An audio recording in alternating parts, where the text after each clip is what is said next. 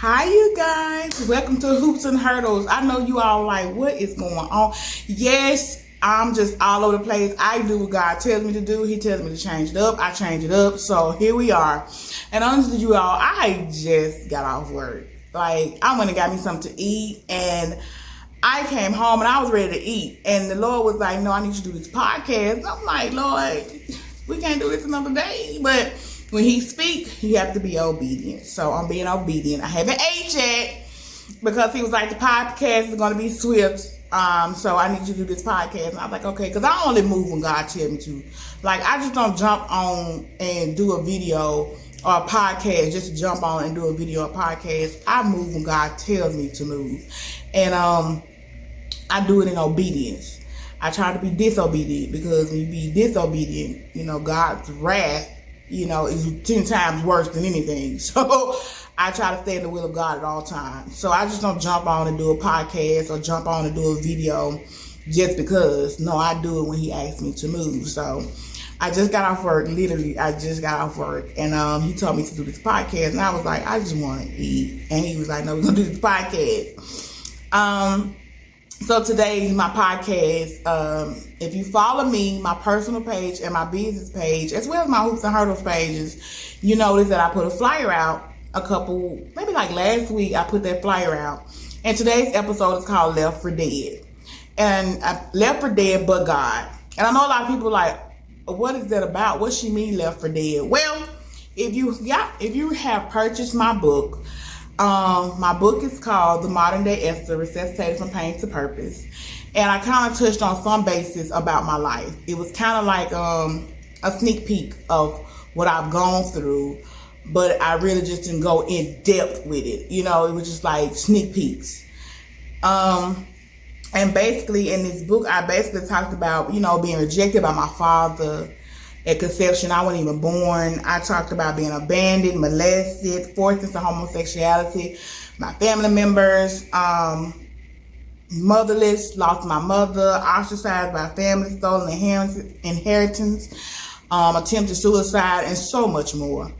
But when I say left for dead, it's really deep for me because, first of all, my father didn't even want me here, but my mother did, and God did, because God has a purpose for me. Of course, God has a purpose for all of us.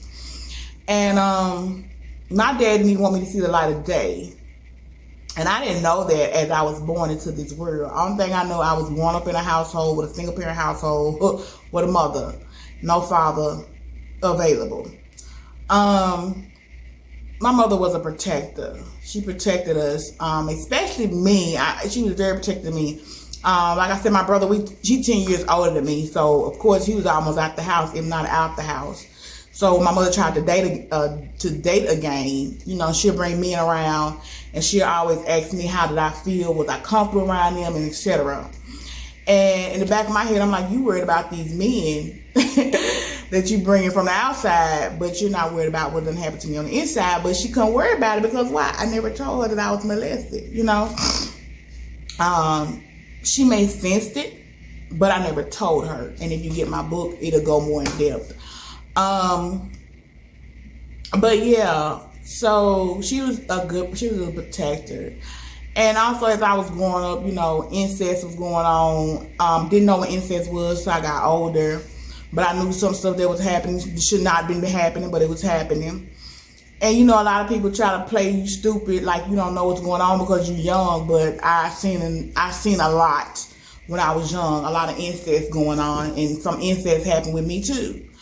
And that's how I really got introduced to homosexuality. And I was young. And, mama, daddy, girlfriend, boyfriend, all this stuff, it went to another level when it shouldn't have. And it always happened away from my mother or when my mother is not present. And, in an early age like that, you even scared to say anything. And then especially when you introduce to homosexuality, you got cousins and stuff older than you, tell you don't tell nobody, don't say anything, or they gonna beat you up, and stuff like that. Like, it's crazy, y'all. And so as time went on, like I said, I got molested when I was 6 by a family member. Homosexuality was introduced to me by a family member. And I would say incest. I've seen a lot of incest go on in the family, you know. And then as I got older, my mother, I really wasn't dating, like middle school. I wasn't middle school. I wasn't trying to date. But my mother, she ended up passing away, of course. And when my mother passed away, of course, she left her life insurance or whatever for us. And of course, my mother had conversations before she left. She told me how much it was that she was leaving, what I could do with it, and etc. And again, if you get my book, I went in debt with it. So when she passed away, of course, I was receiving her SSI. But you know, if whoever your guardian is, that's who gets your SSI.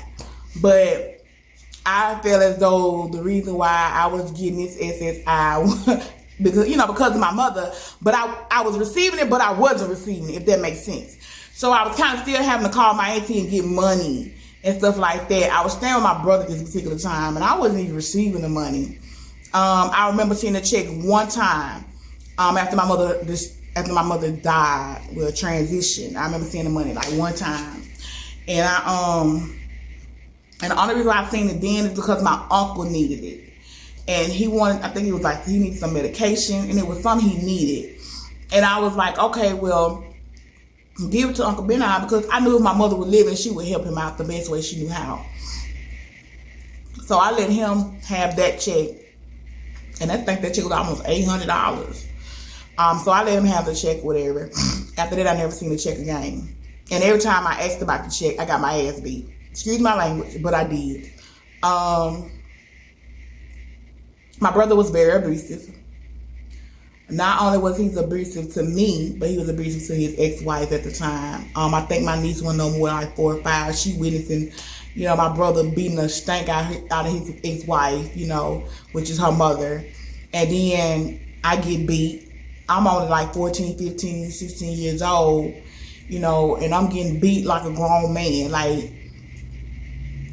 it was horrible. Like, it was like I'm in high school, and I'm basically like trying to get through high school like my mother wanted me to.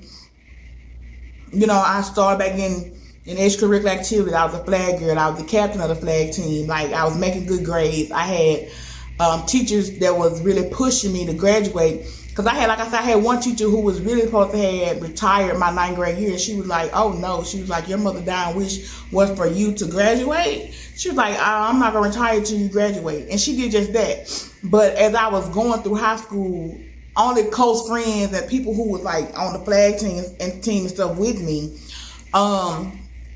knew what was going on in the household. Y'all was getting my ass beat.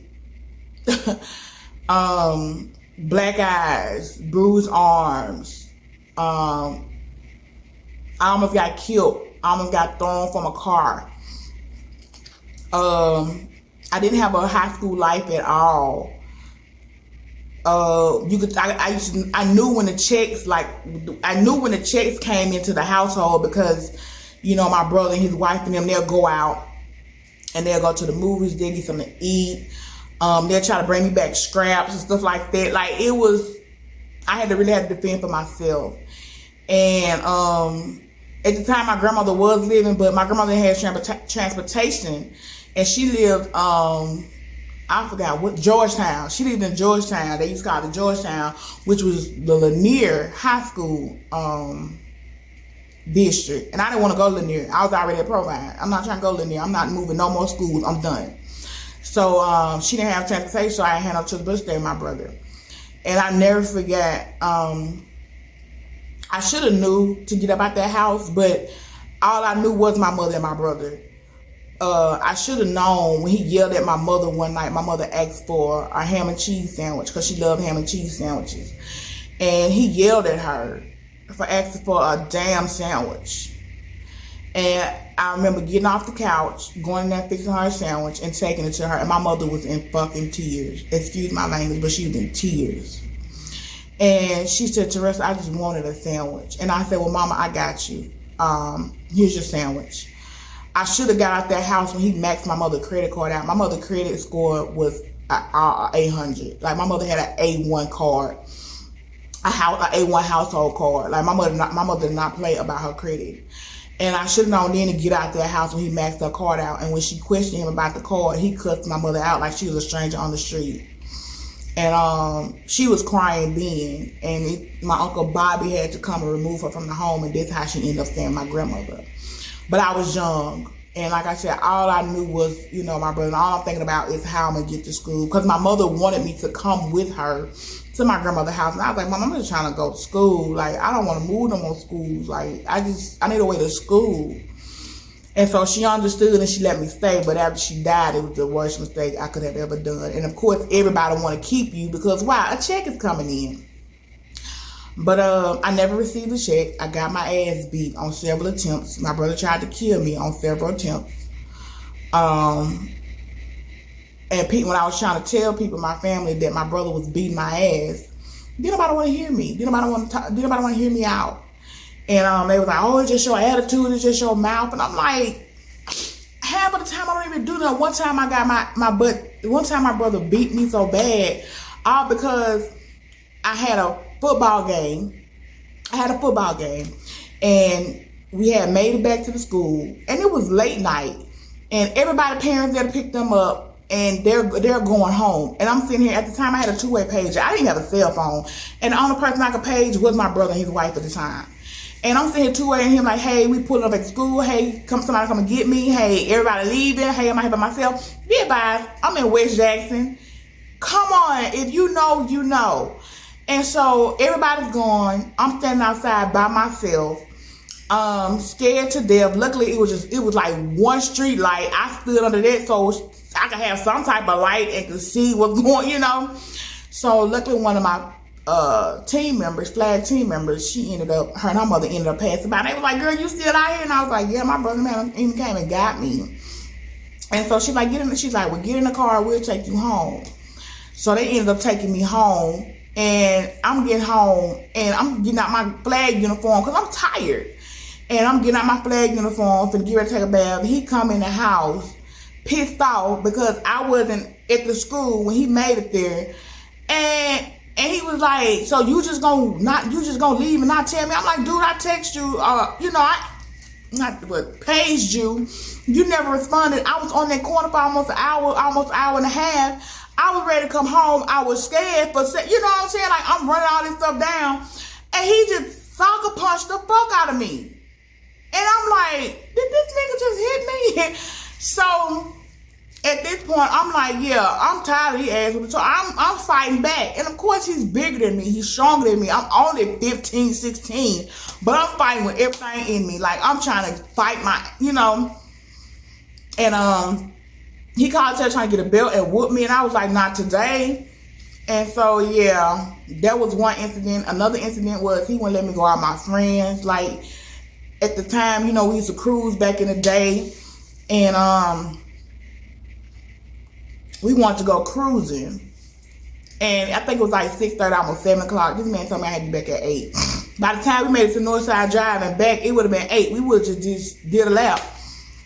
And I got so mad to the point I really tried to take my brother out. Like, I remember wanting to get him machete, and he was sitting at the end of the bed, and I tried to literally take his head off. And I was just tired because I was like, you treat me like a slave. I don't have a high school life. I can't have a boyfriend. You beat me constantly. Like, dude, I'm just tired of it. So, I literally tried to take him out. I'm not gonna lie, I did. I tried to take him out. And so when he talks to people, he tried to tell people about me trying to take him out. But I'm like, did you tell the people the many times you beat me? You almost killed me twice. You almost threw me from a vehicle that was moving. Then you tried to kill me at Grandma Class's house. Like, if she wasn't there, dude, you would have killed me. I blacked out. When I woke up, Grandma was standing over me. Like, that's when they knew then, okay, we got to get you out this house before he kill you.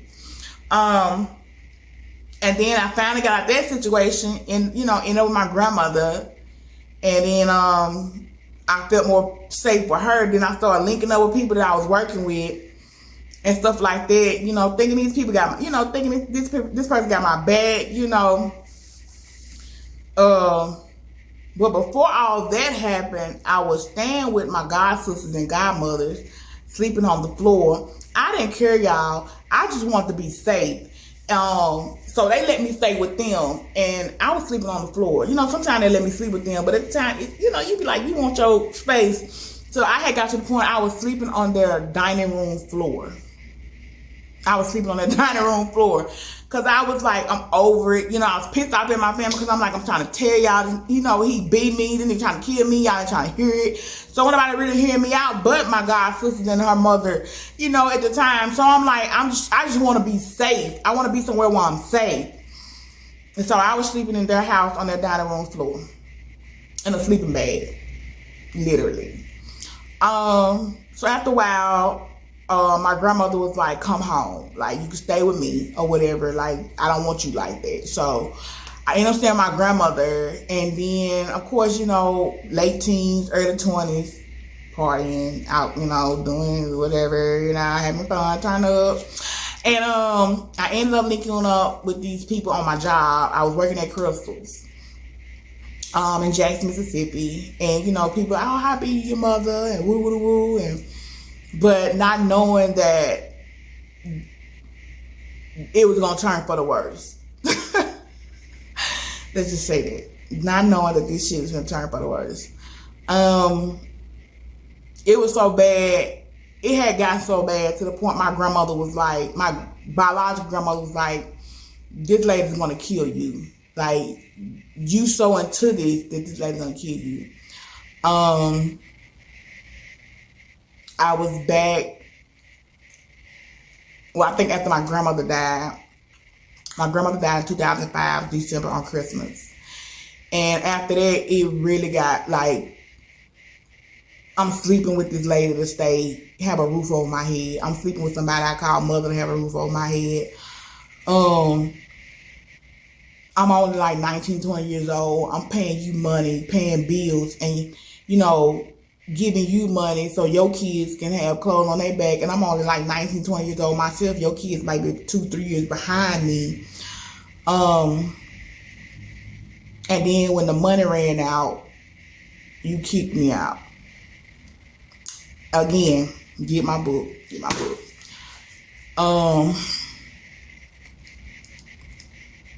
It was very odd because you got to think about it. It's not your family. And you can cry out all day, but it's still going to be their word against yours. Because again, it's not your family.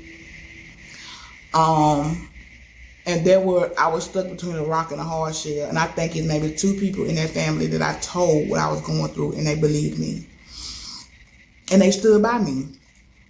Never judged me. And really tried to protect me. And then when I did start talking about the relationship or what was going on between me and this other person, who I call mother, she had her sister jump me. Remind you, I'm in my late teens, early 20s, and she had her sister jump me. I never forget. I think my auntie, I still call one of my aunties, had a party. And me and my cousins, we was like, we finna go walk. Because, it was all adults. The kids was in the back. We was doing all the things. And we was in the country, we was just gonna go walk the streets. And I never forget, I was coming out and I stumbled.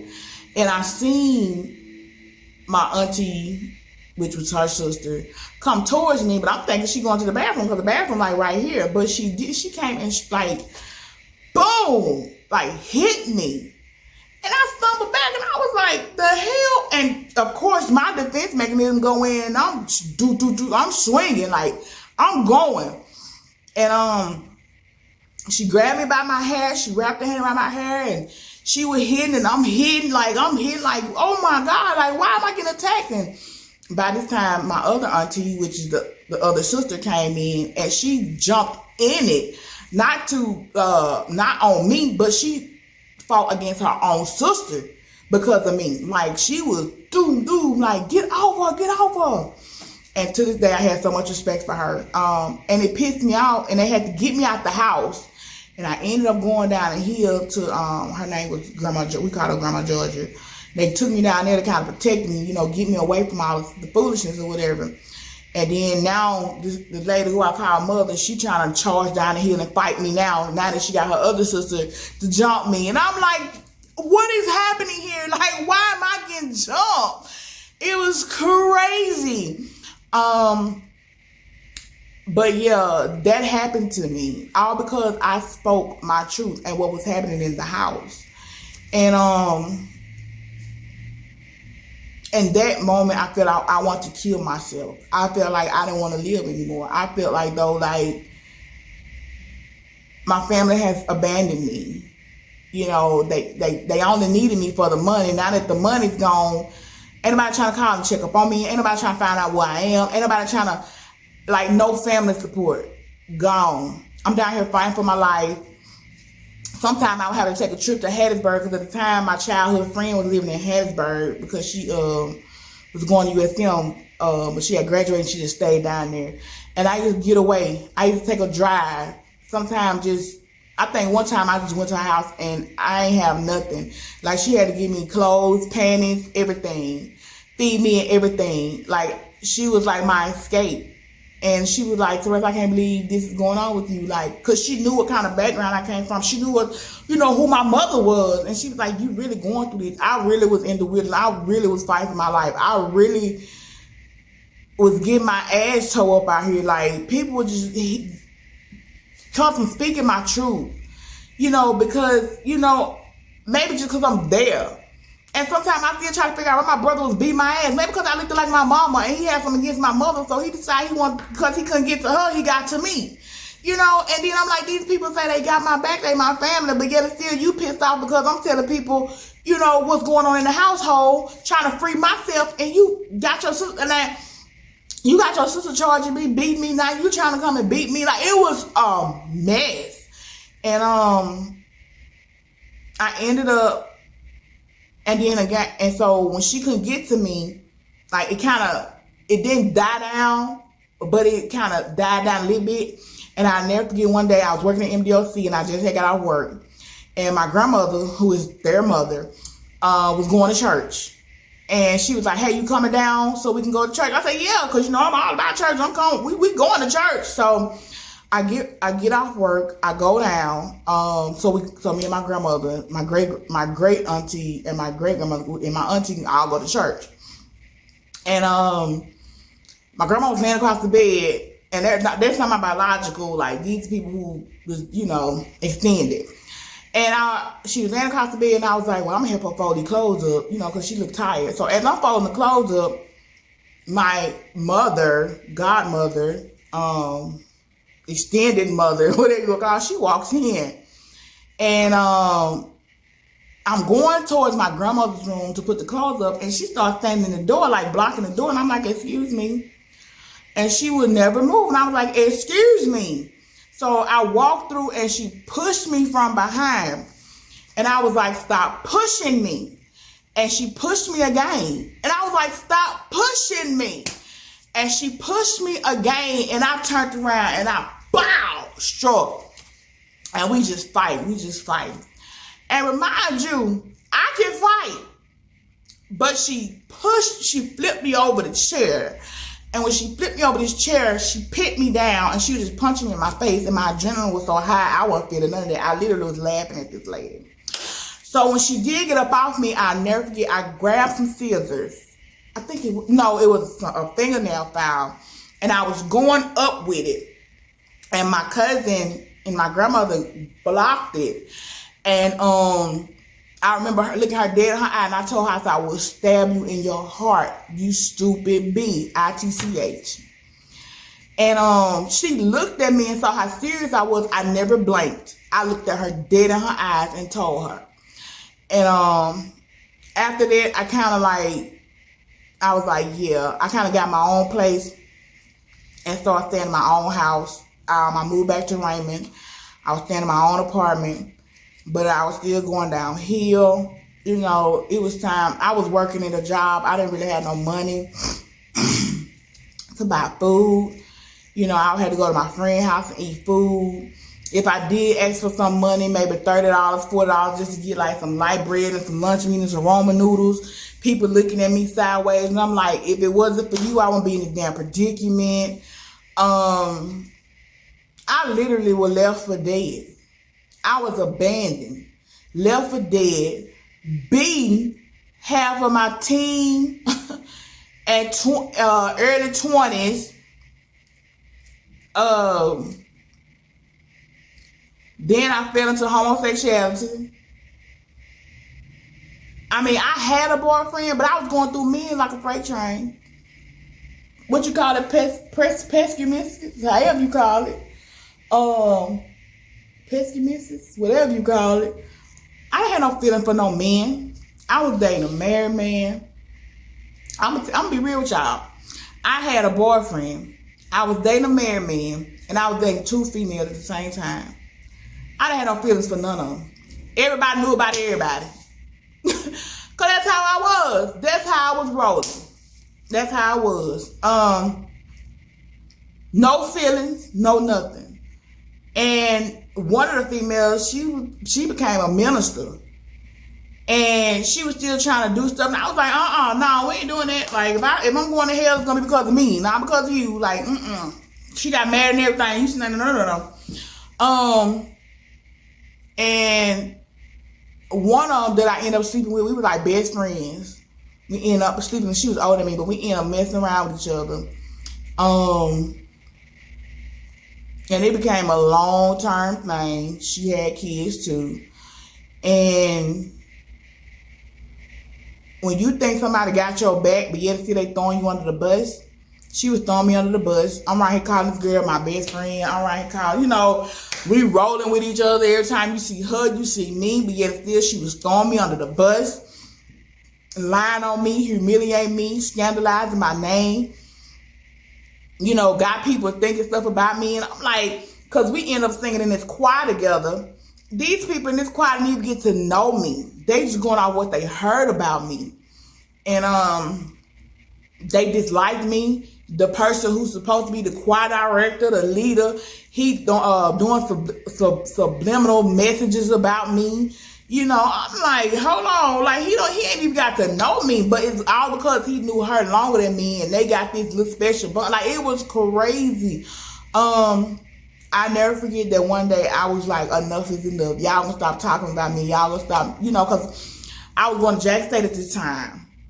And I remember JSU, they give you this little card, and you could put money on the card, and you could like buy you some food and stuff on the campus. And I was in the choir. We supposed to have ended up going to Tennessee and performing. And I was like, I'm not going because I didn't have the funds to go. So I'm like, I'm not going. And they was like, well, we'll pay your way. Just come on. I was like, no, I'm not about to pay my way. I'm not going. But they insisted. So they ended up paying my way, and I was like, okay, I'll pay y'all back. And I remember I was at Jack State, and I bought me a Subway. But I bought it on this card. And when I got to practice, baby, I was the topic about, she could buy her some food. Because I think I posted it on Facebook, and I was like, thank you, Lord, I was able to buy me a sandwich, woo-doo-woo-doo, young, dumb, putting everything on Facebook. And baby, when I got to the thing, I was the topic, hot topic.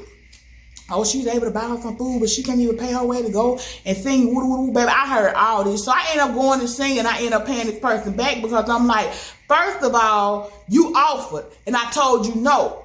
So don't be right here scandalizing my name. I said, and second of all, I bought a sandwich off of this card, but y'all too busy running y'all mouth trying to worry about what's in my account, yet it's still trying to come and ask me. Like, I was humiliated.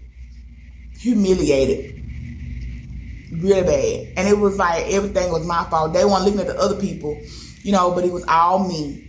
She's sleeping with her. She's sleeping with her. No, they sleeping with me. We all sleeping together. So what are you saying? But I was humiliated. Then my cousin girlfriend made a pass at me. Again, I'm in the world. I don't care. My cousin girlfriend made a pass at me, and I was like, dude, what you doing?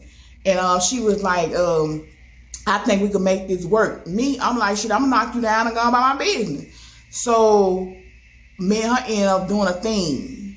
She made a pass at me. We ended up messing around. And then when they got out, I was like, hey, well, I just say you made a pass at, well, I made a pass at you, because you stand with her. I'm in my own place. So I just tell her I made a pass at you or whatever. And, it'll be water under the bridge. Of course it was water under the bridge because me and my cousin laughed about it. It is what it is. We moved on. But old girl kept throwing salt on it, making it seem like I'm chasing her. At the time, I wasn't even chasing her. She was chasing me, like sending me messages, emails, songs, you name it. It was there. But I felt as though the only reason why she was holding on because I was giving her money. But yet still, when I asked for money in return, I never got it.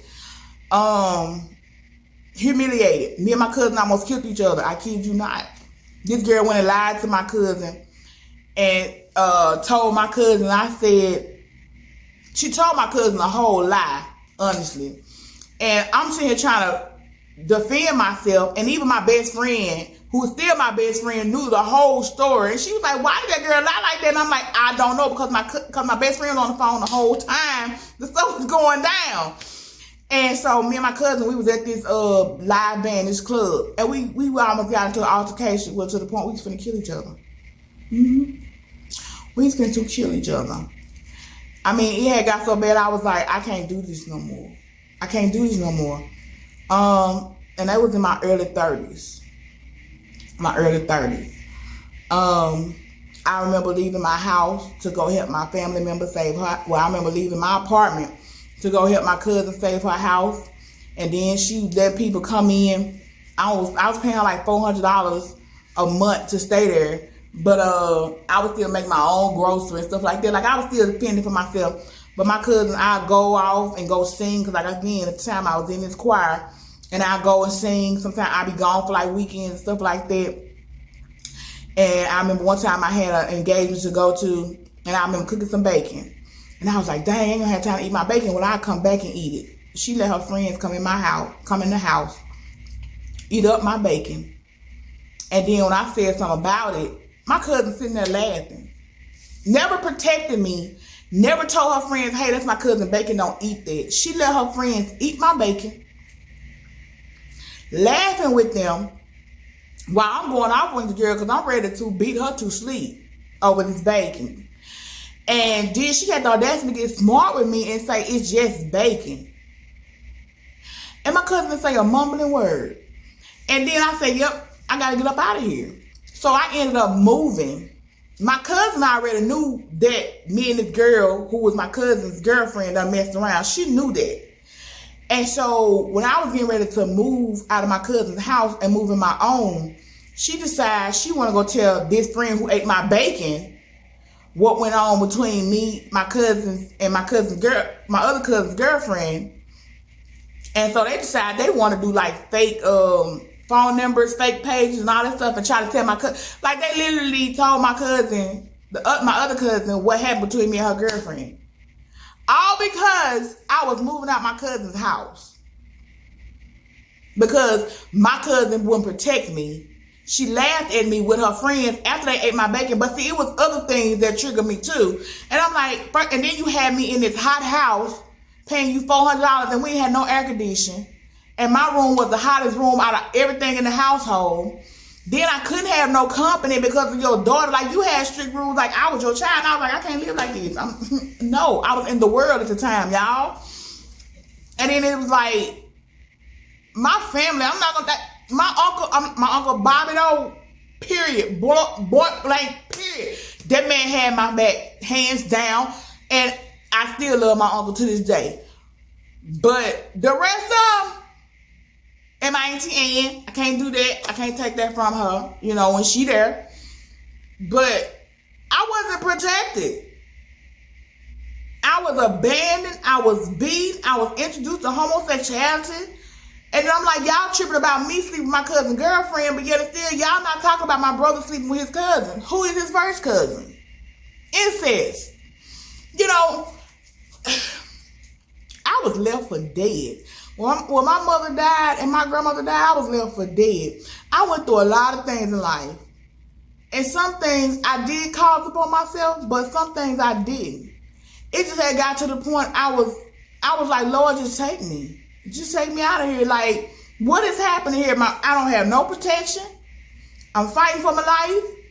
Every time I tell the truth, I get beat to death. I've been homeless, sleeping on people's couches, sleeping on floors, trying to survive, hardly no food, right here eating ramen noodles and sandwiches, trying to stay afloat. Even my best friend clicking up with these people in this choir. And you know more about me than these folks. I even brought you to the choir. You done linked up with these folks talking about me, and then think we supposed to be buddy. No, baby, what is going on here? Like, I was left for dead. And then I have to get in public and kiki and caca like everything is fine. The devil is a lie. The Lord was like, enough is enough. I had people linking up to me, calling themselves my friend. They wasn't my friend. They was using me, abusing me, mistreating me. If I couldn't do for them, they would neglect me.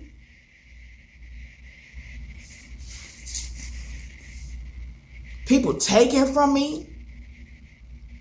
But yet still, I'm always the one to give. I'm always the one to take food to you when you don't have food in your house. I'm driving an hour, 2 hours to give you a meal. I'm around here taking hits that I don't even have to take because I'm worried about you and your well-being. Protecting you. But yet still, I got humiliated.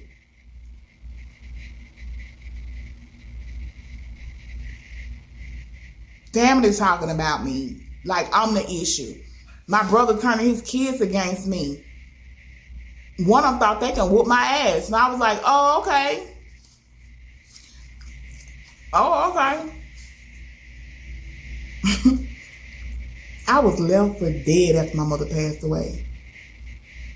The things that my mother wanted me to do, I was not able to do them. Sing. Travel the world. See different things. Build my house. All the things my mother told me I was going to be able to do when she left this world, I wasn't able to do any of that at that time. But I had to go through it to get to where I am. I thank God for it. Because now I see, if I never would have went through what I went through, I want to be where I am right now. I was literally left for dead. Between my own family, extended family, so-called friends, life itself. Like when I moved to Texas, my brother didn't even help me move. I've been in Texas 6 years. My brother never came and visited me, but everybody always want me to get on the road and come home. Nope. I was a codependent. I had no boundaries. So I was linking up with narcissists.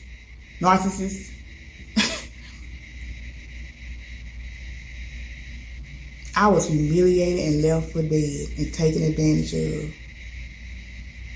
But God. So yeah, I think God is working on something else with me. And I'm excited about where God is about to take me. And if you don't have this book again, go purchase it off Amazon. Necessitated from Pain to Purpose.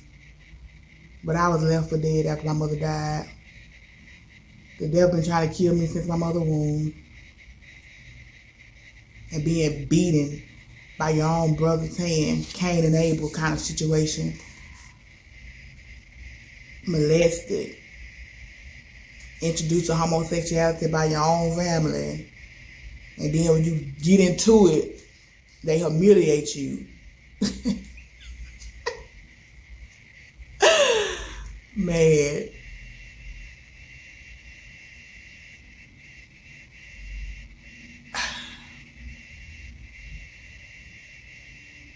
When I look back over my life, I just have to say, Lord, thank you. I done dated men who stalked me and tried to kill me. Like, I remember living in an apartment complex and a man ran up to me and put a gun to my head. I could see the bullets in his gun. I'm like, this man finna kill me. I was being robbed at gunpoint.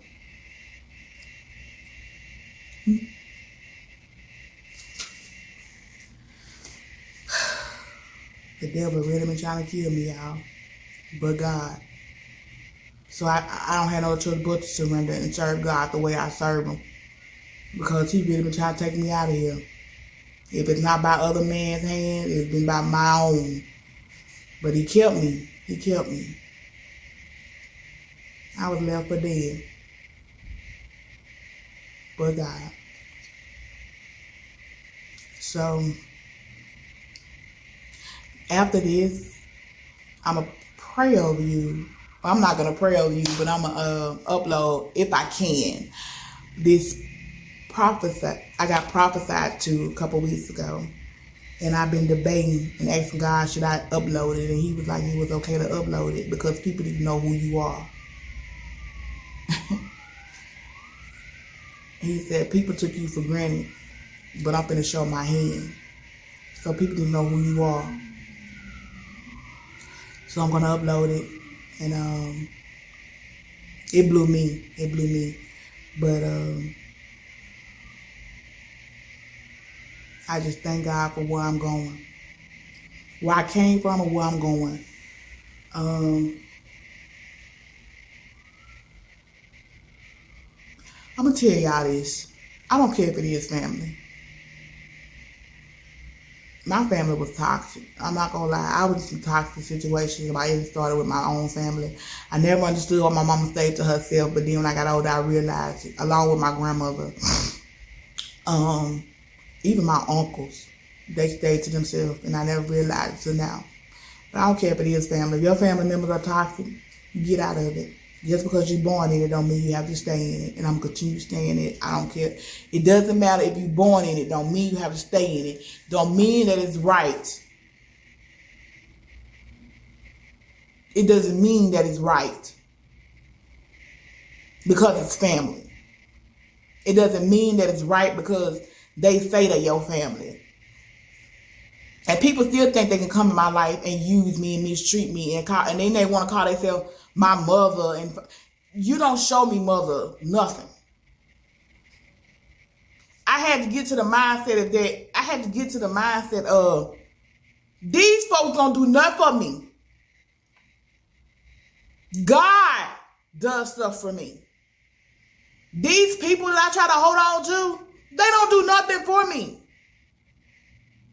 You did something for me, and I appreciate that. But in my now, they don't do nothing for me. God does something for me. I forgive. I love you from a distance. But that don't mean I have to reconnect with you. That don't mean I have to go down that path again. I have crossed over. And I'm happy over here. I'm happy sitting with Jesus. I'm happy sitting with the Father, the Son, and the Holy Ghost. I'm okay with only a handful of friends, true friends. God removed those that I thought were friends and gave me what I needed. Don't go around telling people I have changed, but you changed before I did. Some of y'all changed before I did. And God just had to pull me out and give me clear vision to show me that. I don't think I'm better than nobody, but I am a royalty kid. My father is king. I have royalty blood. I knows whom I am.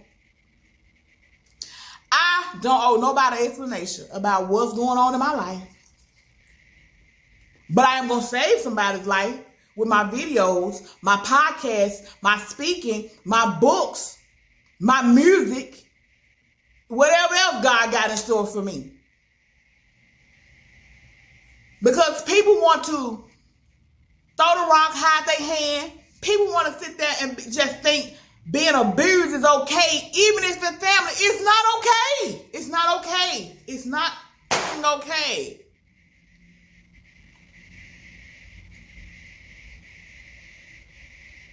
It's not okay.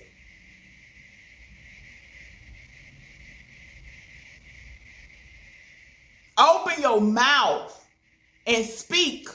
You never know who you might be helping. I got honored in October of last year, and this lady was literally sitting at the table, and she cried at the end of the ceremony because she was like, I heard your story. She was like, and I can't believe I was sent by you. And she just cried.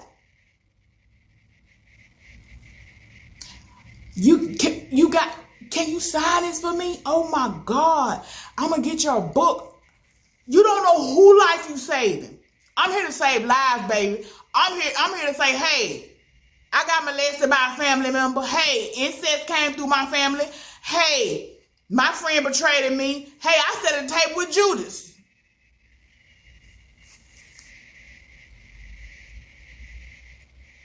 Hey, I was robbed by family members.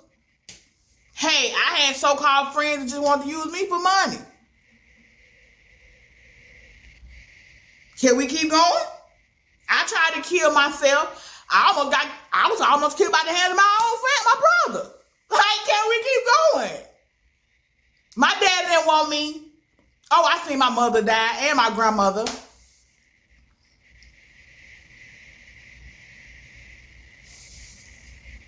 It is not okay. I was left for dead. But God. But yeah. Go on and get this book. This is just like a little snippet. But I thank God working on something else. I think he is. And I'm going to follow him in his next journey. It's all about God and me right now. I don't care about nothing else around me. It's me and God. It's me and God. And I have to answer to him.